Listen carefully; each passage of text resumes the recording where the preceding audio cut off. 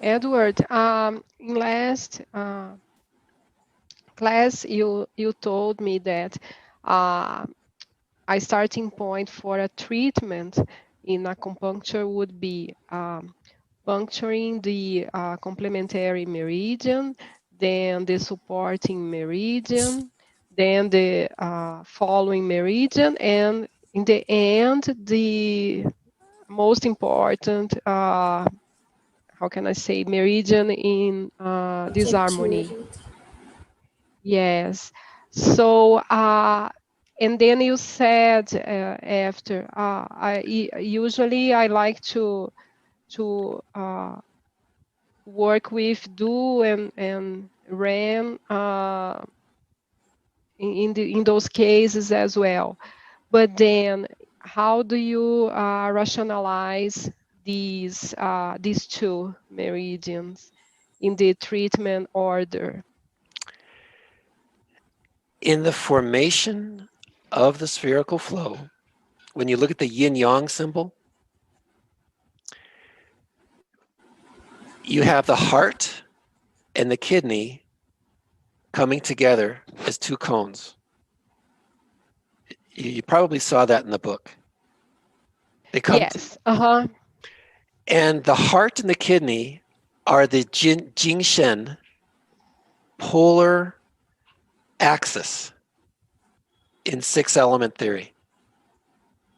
It's the polar axis of acupuncture, Jingshen, that axis. So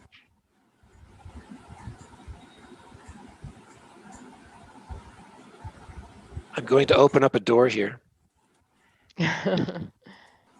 See if I can do this. Oop, nope, I can't do that.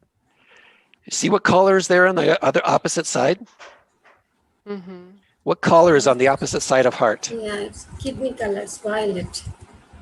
So that's looking at the other side. You're looking right through the center of the sphere. And there's kidney over there. Yes. That is the most important axis of this pattern. And so that creates the flow. See up here, the bladder? So from kidney, it'll flow up through the bladder, up the dew to the heart, and then from the heart, it'll flow down to the small intestine down there. So you have this axis line going around the center of the body, Mm-hmm. which is critical to its formation because it's the heart and kidney, fire and water, coming together and creating life. You have to have that yin yang. The ren and the du are so important in so many ways for your body to talk with itself so that you can move. The spine creates that line in the back, and then as you come down, you have the nose down to your stomach, and there's this line that goes around you. You really, in my opinion, when you do a treatment, you've got to touch that line, either in the du or in the ren. And you want to cross. You want those energies to cross somewhere through the ren or the du to incorporate the center line, the center axis of the body. Yeah, this is one of the circuits in the body. These four meridians form a circuit in the body. But more than that, they set up the ren and du as that transition point between one side of the body and the other side of the body. Divides the body exactly in the two halves. Yeah. It's like a center division that holds everything together, and even the things comes out of the center part. It's like coming and going in front and back. The ren and the du are not part of the body, are not part of the physical body. The ren and the du create the structure that holds us together. So when you needle, let's take an example. I think if you're going to needle heart and kidney, those two meridians, you might want to use another meridian to balance them, to help them talk with each other, because they're so different. And they're such on polar opposites of the spherical pattern. They really talk through the other meridians. But if you want them to talk directly, they're really going to have a hard time talking directly. The fire is just so egotistical. So it's me, and I'm going to survive. And the kidney is so loving, so giving, so nourishing. It's not about me, it's about you. What can I do for you? What can I give you? What can I show you? And the heart is like, I don't understand you. How can you be giving? You have things to do. No, the kidney says, we just have to love and flow and nourish and be soft and gentle. And the heart's like, no, we have to pound and pound and pound. We have to march. We have to have weapons. We have to have tools. We have to build. And the kidney's like, just relax, breathe, flow, relax. And so they have a hard time communicating. And so you might need to have an intermediary come in there and say, earth. So that is water and this is fire. So in between, if you try to connect, I think it's the stomach. if you can develop a story of one of the other symbols coming in and helping communication between the heart and kidney, use it and go with the story. There's all kinds of stories here. You can choose any other meridian you want.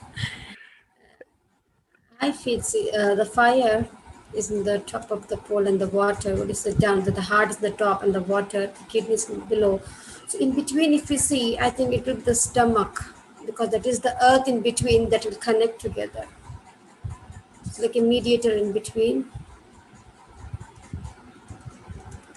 So there you have the kidney down there to the left and the heart on the opposite side, and then the stomach. So yes, you could definitely create a story where the stomach is bringing in some harmony and balance to the heart and kidney. Can you think of a story? Yes. Go ahead. What is the story? What does the stomach say? It's like a balance between the two, because one is these two are the extreme poles, if you see, and this will bring together. It will neutralize the effect, like the extreme effect, so that the harmony can be created between both of them. Okay, Because so if you see the earth, both exist on earth. there, you're getting it. You're getting it. Go with it. Go. Yeah. So the earth also has a water in it. It also has a fire in it. So when the both combine together, so there is a harmony created in that. So there will be a balance between these two when the earth is there in between. That is the stomach. Yes. You can get a picture in your mind, like in Hawaii when the volcano is erupting and the lava flows down to Yes. Yeah. I was imagining that. and Yes. you see the lava flow off of the earth into the ocean. Yes. And there is. And there you see it, the heat, the ocean water, and the earth bringing them together.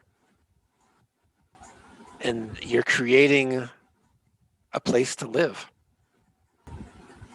And yeah, that's it, because the fire comes out through a volcano is fire. And as that lava flows down, it expands the land. It expands the land.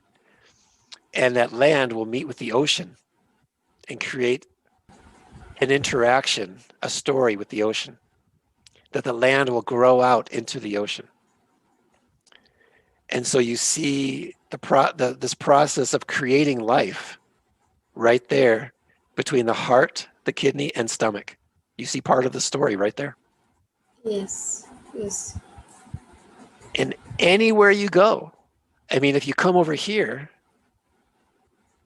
imagine the heart, the kidney, and now the liver, where you have forests and trees and flowers growing. How do you connect heart and kidney now?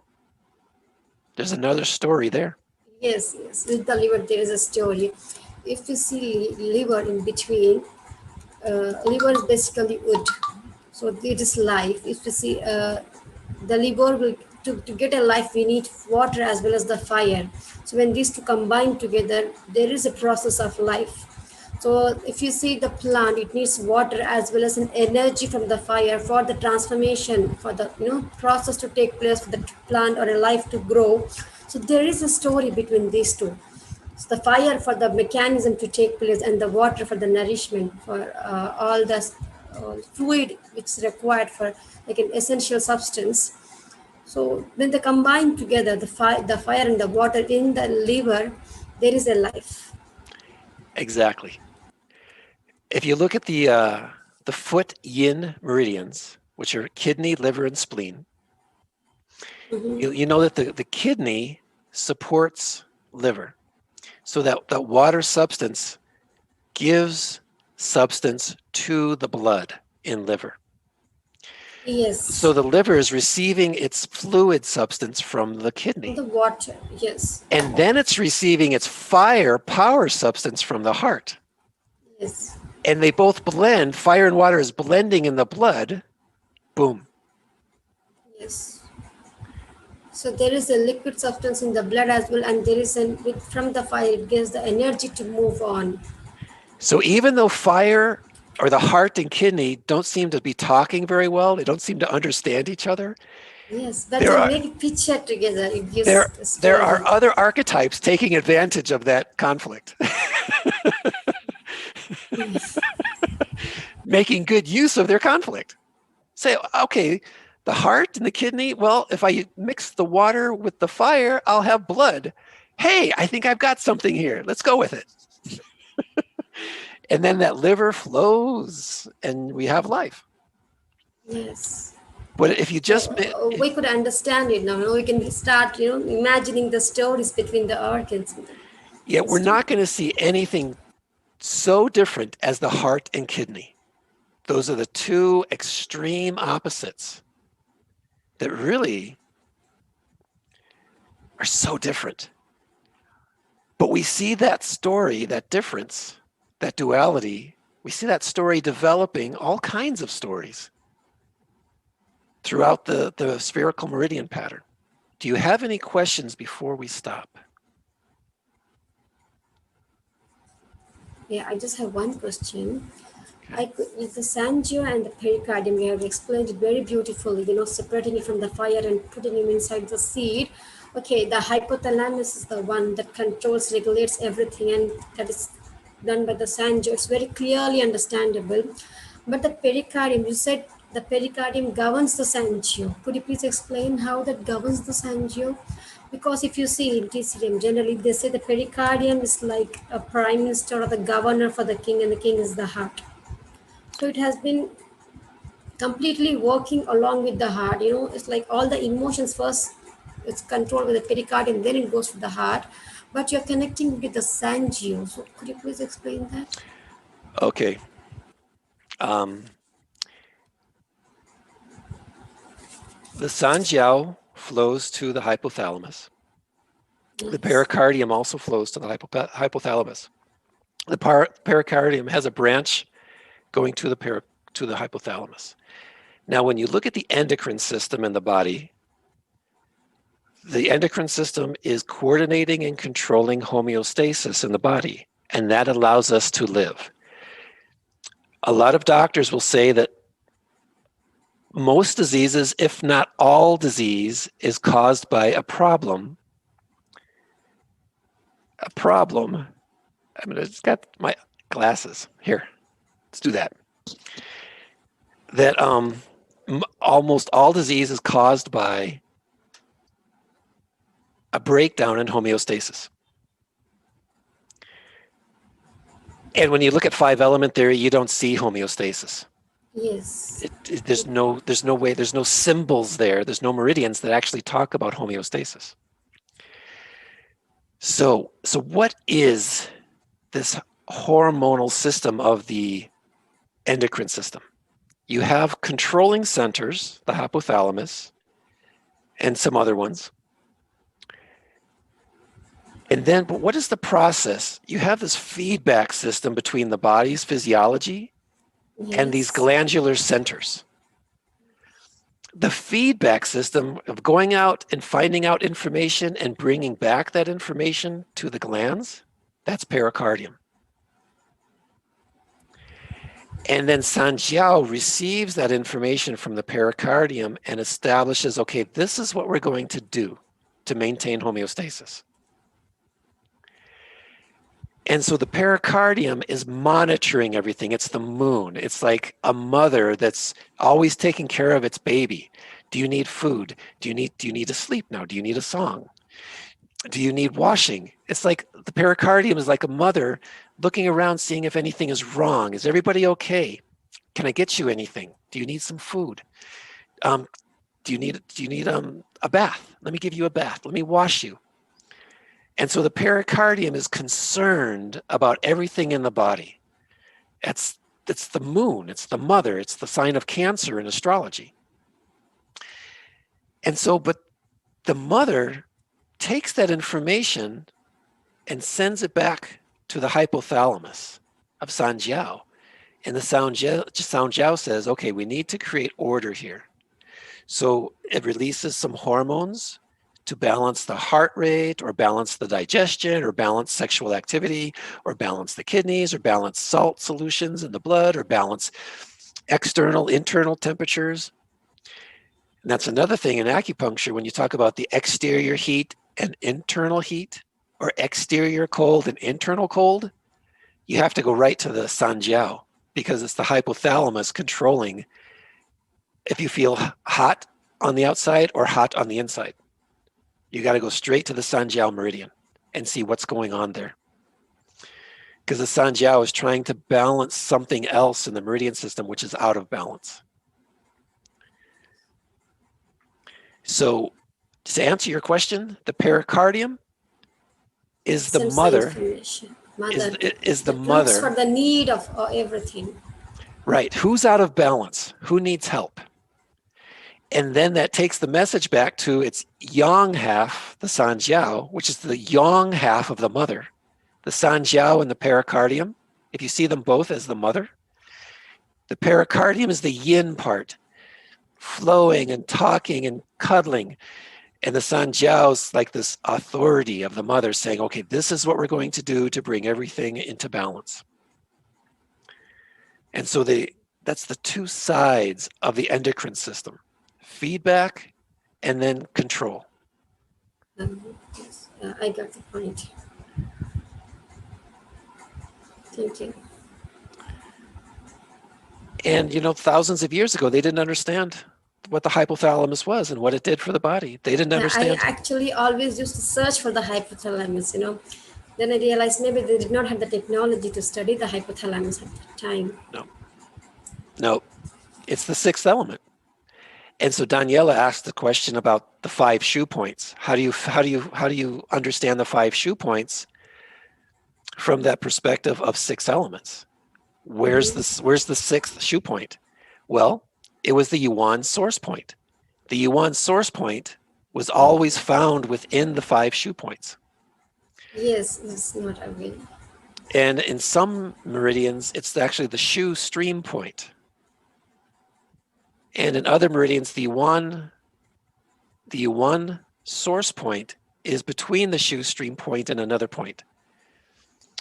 But that Yuan source is the 6th element. When you understand Yuan Qi, that synergy of bringing things together and that synergy of energy that begins to expand, that's Yuan Qi, that's the 6th element.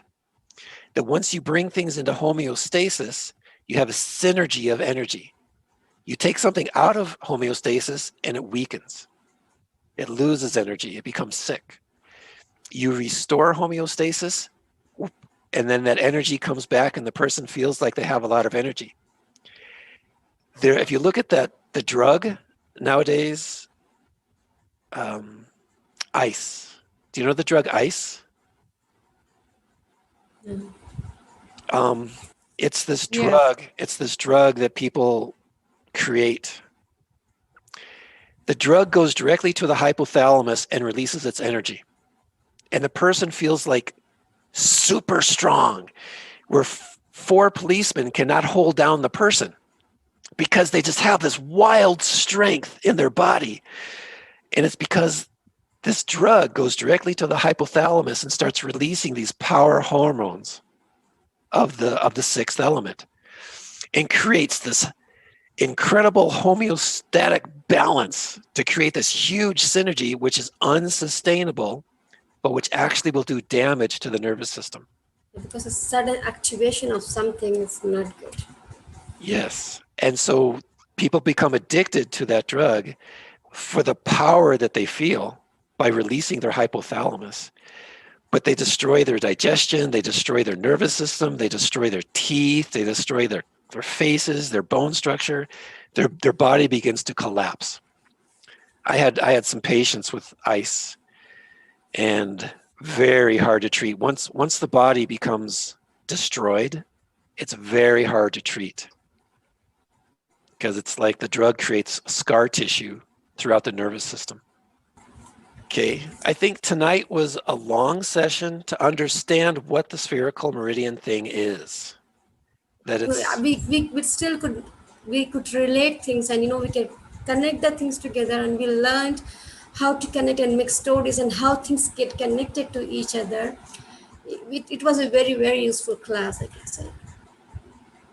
that's it. Developing the stories from this. That's how it really happens in true life. Is that our life story, it comes from this. So all we have to do is understand the stories that are inside that thing, and then we can understand. Yeah, as we do our case studies, we'll get into all those specific little areas of the book where it starts combining different meridians and talking about them.